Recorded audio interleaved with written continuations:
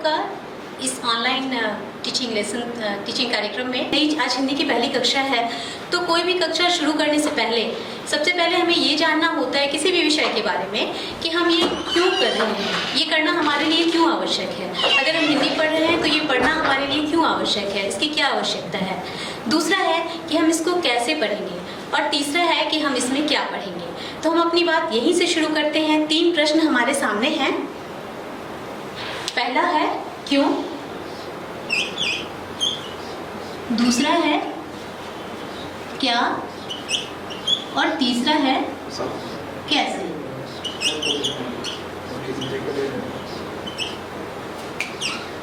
तीसरा है कैसे। तो इन 3 चीजों को हमें यहाँ पे जानना है सबसे पहले, किसी भी विषय को पढ़ने से पहले। तो यहाँ पर क्यों पढ़ेंगे। अब हिंदी विषय एक ऐसा विषय है हम लोगों के लिए कि जब हम कोई भी बात अपनी बताना चाहते हैं तो हमें अभिव्यक्ति के लिए किसी न किसी भाषा की ज़रूरत होती है। तो ये हमारी अभिव्यक्ति की भाषा है। अगर हम बात करें तो हमारा जो परिवेश है इसमें हमारी चिंतन किस भाषा में चलती है, तो ज़्यादातर लोग हिंदी में ही सोचते हैं, और हम जो सोचते हैं वो अगर हम अभिव्यक्त कर पाएँ तो हमारे जो भाषा का कार्य है वो वहाँ पर पूरा होता है। और अगर हम अपनी बात को अच्छे से अभिव्यक्त कर पाते हैं तो यह हमारे अंदर एक आत्मविश्वास जगाता है।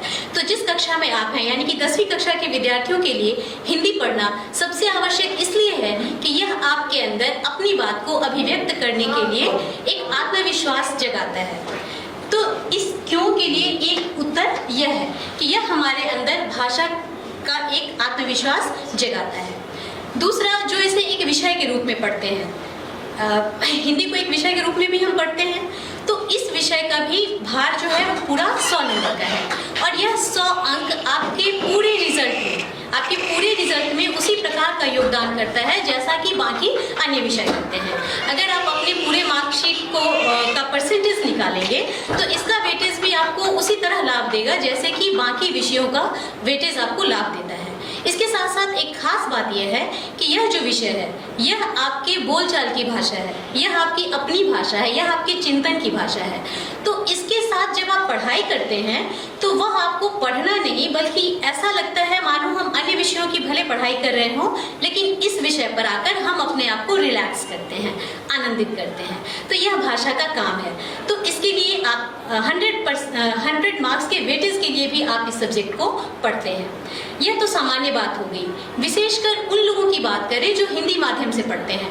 हमारे स्टेट बोर्ड के कई बच्चे हैं, सेंट्रल स्कूल की कई शाखाएं हैं जो कि हिंदी मीडियम में चलती हैं, और भी अन्य विद्यालय हैं जिनका माध्यम हिंदी होता है। तो जिनका माध्यम हिंदी है उन लोगों के लिए भी यह जो विषय है हिंदी वो बहुत ज़्यादा महत्वपूर्ण हो जाता है, क्योंकि अन्य विषयों को भी वो इसी माध्यम के जरिए से पढ़ते हैं। अगर मान लीजिए आपकी हिंदी अच्छी है, आप अपनी भाषा को अच्छी तरह से अभिव्यक्त कर सकते हैं, तो जाहिर सी बात है कि सामाजिक अध्ययन या विज्ञान, यहाँ तक कि गणित में भी जब आप भाषा का इस्तेमाल करेंगे तो वह आप शुद्ध करेंगे, आप अपने बात को पूरी तरह से अभिव्यक्ति दे पाएंगे। और इसी तरह से एक माध्यम के रूप में भी हिंदी आपकी बहुत ज़्यादा सहायता वहाँ पर करता है। साधारणतः हम ये देखते हैं कि जब बच्चे 10वीं की पढ़ाई कर रहे होते हैं, बोर्ड एग्जाम्स की तैयारी कर रहे होते हैं, तो अन्य विषयों के लिए वो 3 से 4 घंटे का समय देते हैं हफ्ते में, लेकिन हिंदी के लिए शायद महीने में भी इतना समय नहीं निकल पाता है। यह हमारी सबकी टेंडेंसी रही है, और इनफैक्ट जब मैं खुद पढ़ाई कर रही थी तो मेरी भी यह धारणा थी कि मैं हिंदी में बाकी विषयों की अपेक्षा कम समय दूँ। ठीक है, कम समय में यह विषय पूरा हो जाएगा, लेकिन इसके साथ साथ अगर हम इसे थोड़ी सी रणनीति बनाकर पढ़ें, थोड़ा सा पहले से योजना बनाकर चले, तो हम इस विषय के जरिए अपने पूरे परसेंटेज को बढ़ा सकते हैं। यदि आपके बाकी विषयों में 80% अंक हैं या 50% अंक हैं, लेकिन हिंदी का नंबर अगर थोड़ी सी मेहनत के बाद 90% से ऊपर उसमें जुड़ जाता है, तो आप खुद ही जोड़ कर देखिए कि कितना ज़्यादा आपके परसेंटेज में बढ़ोतरी आ जाती है। तो यह एक बहुत अच्छा कारण है इस विषय को भी थोड़ा सा ध्यान देकर अभी से पढ़ने का। आगे जाकर भी यह विषय आपके विविध प्रतियोगिताओं में बहुत ज़्यादा सहायक होने वाला है। तो इसीलिए अभी से इसके आधार को खूब मजबूत किया जाए, अच्छे से पढ़ा जाए, समझ के पढ़ा जाए और आनंदित होकर पढ़ा जाए, ये हमारा लक्ष्य होना चाहिए। इसके बाद है दूसरा हमारे बिंदु पर आते हैं जो है क्या पढ़ें। अब हिंदी में पढ़ने के लिए हमारे पास बहुत चीज़ है, लेकिन जब हम एक सिलेबस की बात करते हैं, एक पाठ्यक्रम की बात करते हैं, तो वहाँ पर हम बंध जाते हैं कि हमारा जो पाठ्यक्रम है हम उसको पढ़ेंगे, हमारा जो पाठ्यक्रम है उसके साथ साथ जो हमारे अधिगम बिंदु हैं उसको हम पूरा करेंगे, जो हमारा अधिगम प्रतिफल है उसको हम हासिल करेंगे उन पाठों के जरिए। तो इसके लिए इसके उत्तर को जानने के लिए हमें पूरे सिलेबस को अच्छे से जानना होगा कि इस वर्ष के लिए हमारा सिलेबस पाठ्यक्रम क्या है और उसको हम कैसे करेंगे। अभी विशेषकर एनसीईआरटी ने सिलेबस को रिड्यूस किया है, कम किया है सभी विषयों में। लगभग 30% सिलेबस जो है वो हर एक पाठ्यक्रम में कम हो गया है। हालांकि जेसीईआरटी और जैक ने, यानी कि हमारे स्टेट बोर्ड ने इसके संबंध में कोई स्पष्ट निर्णय अभी नहीं दिया है, तो हम उसकी चर्चा अभी यहाँ पर नहीं करेंगे। लेकिन एनसीईआरटी ने जितने सिलेबस को कम किया है उसकी चर्चा हम यहाँ पर करेंगे, ताकि आपको पता चल जाए कि हमें कितना पढ़ना है, क्या पढ़ना है। इसके बाद हमारा तीसरा बिंदु है कैसे। आप जानते हैं कि हिंदी में दो चीजें होती हैं मुख्यतः, गद्य और पद्य, इसके साथ साथ व्याकरण और रचना। तो यदि हम हिंदी को भागों में बांटें तो कितनी चीजें आ रही हैं? गद्य, पद्य, व्याकरण और रचना। ये मुख्यतः 4 बिंदु हैं जिस पर हम पढ़ाई करते हैं अपनी। अब हम बात करेंगे कि इन चीजों को हम कैसे पढ़ें जिससे कि हम अच्छे मार्क्स लाएं, अच्छी हमारी समझ बने और हम आनंदित होकर पढ़ सके, क्योंकि ये बहुत ज़रूरी है पढ़ने में मज़ा आना, और वो तभी आता है जब वो चीज़ें हमें समझ में आती हैं। तो जब भी आप कोई गद्य पढ़ते हैं, गद्य यानी कि गद्य यानी कि कहानी, नाटक, उपन्यास, रिपोर्टाज, लेख, इस तरह का जो भी आप गद्य पढ़ते हैं उसको पढ़ते समय सबसे ज़रूरी है कि आप उसके गद्य में सबसे जरूरी है कि आप उसके अंतर्निहित तथ्य को जानें, उसमें क्या कहना चाह रहे हैं, उसमें मुख्य तथ्य क्या है, इसको जानें, ये सबसे जरूरी है। इसके बाद जरूरी है भाषा को जानें। भाषा को जानना इसलिए जरूरी है कि भाषा के स्तर पर भी हम देखते हैं कि बहुत सारा वैविध्य है।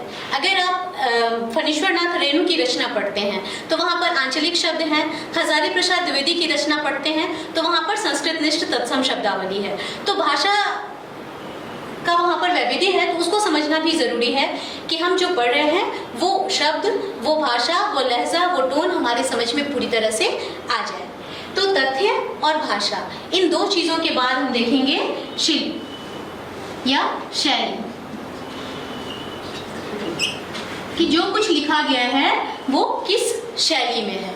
जब हम इन चीजों को अच्छे तरीके से समझ जाएंगे तो कोई भी गद्य हमारे समझ में अच्छे से आएगा, और वो उस के जरिए हमें क्या बताना चाह रहा है, क्या हमें समझना है और किस स्तर पर हमें सौंदर्यानुभूति करनी है, वो हमें समझ में आएगा।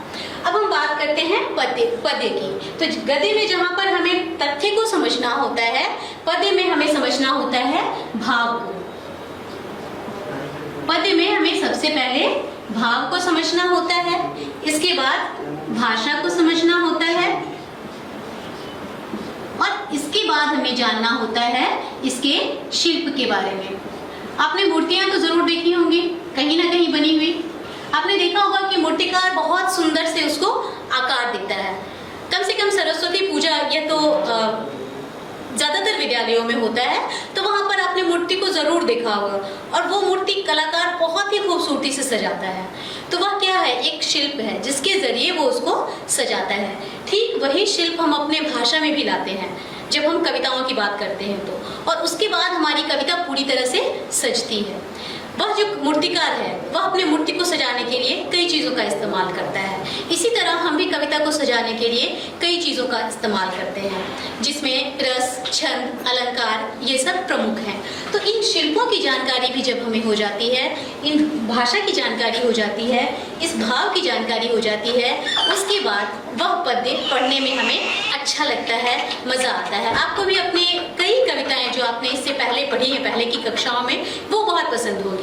तो उसके पसंद होने के पीछे का कारण यही रहता है कि उसके ये तीनों जो अंग हैं उसको आपने अच्छे तरीके से समझ लिया है। अब इसके बाद बात करते हैं व्याकरण की। व्याकरण पूरी तरह से तथ्यों और सूत्रों पर आधारित कहीं भी इसमें आजकल देखेंगे आप, ऑनलाइन पढ़ने का चलन ज़्यादा है, तो YouTube पर शॉर्टकट ट्रिक्स की बाढ़ आई हुई है।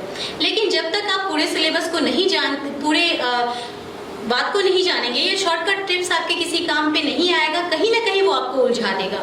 तो व्याकरण जब भी पढ़ें उसको पूरे इत्मीनान से उसके सूत्रों को समझें, आराम से पढ़ें। बहुत ज़्यादा इसमें नहीं पढ़ना है, बहुत ही कम पढ़ना है। और ख़ास तौर से जो हमारे 10वीं कक्षा का सिलेबस है उसमें बहुत ही कम चीज़ें पढ़नी है, तो उसको नियम संगत अच्छे तरीके से पढ़ें और उसके बाद उसको समझ के आगे बढ़ें। तो इसके हिस्से का जो नंबर है, जो समझ है, दोनों ही आपके काम आएगा। अगर हमारी व्याकरण पर पकड़ मजबूत होती है तो भाषा हमारी अपने आप परिष्कृत हो जाती है, शुद्ध हो जाती है।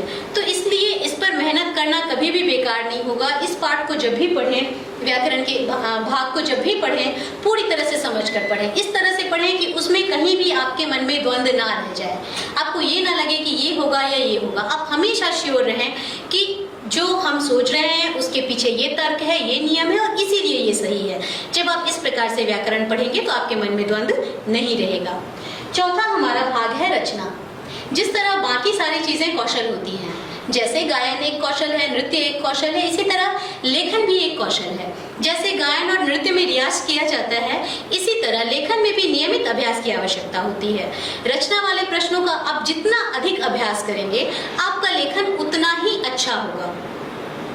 इसीलिए निरंतर अभ्यास करते रहें। निबंध, पत्र लेखन, विज्ञापन, संवाद लेखन, ये सब जितनी चीजें रचना के अंतर्गत आती हैं, इन सबों के नियमित अभ्यास में रहें और ये बहुत आनंददायक होता है। आप एक डायरी में इन सब चीजों को लिखते जाएं और बाद में आप जब उसको पलट कर देखेंगे तो आप देखेंगे कि आपके पहले दिन के अभ्यास में और आपके मान लीजिए आपने 15 दिन तक लगातार अभ्यास किया है, तो 15वें दिन के अभ्यास में कितना अंतर आ गया है। आपकी शैली बदलेगी, आपका शिल्प बदलेगा, आपके शब्द भंडार में वृद्धि होगी, आप अपनी बातों को अच्छे से अभिव्यक्त कर पाएंगे, आपकी क्षमता संप्रेषण की वो बढ़ेगी। तो इसीलिए रचना जो है वह एक स्किल है। इस स्किल को डेवलप कीजिए, अच्छे से लिखिए और लगातार लिखिए, तो इससे इसके कौशल में वृद्धि होगी और आप इस तरह के प्रश्नों को भी अच्छे से हल कर पाएंगे। अब हम दो चीजों के बारे में बात कर चुके हैं। अब है कि क्या पढ़ें। ये प्रश्न हमारा अभी भी अनुत्तरित है, इसका उत्तर हमें सिलेबस से मिलेगा।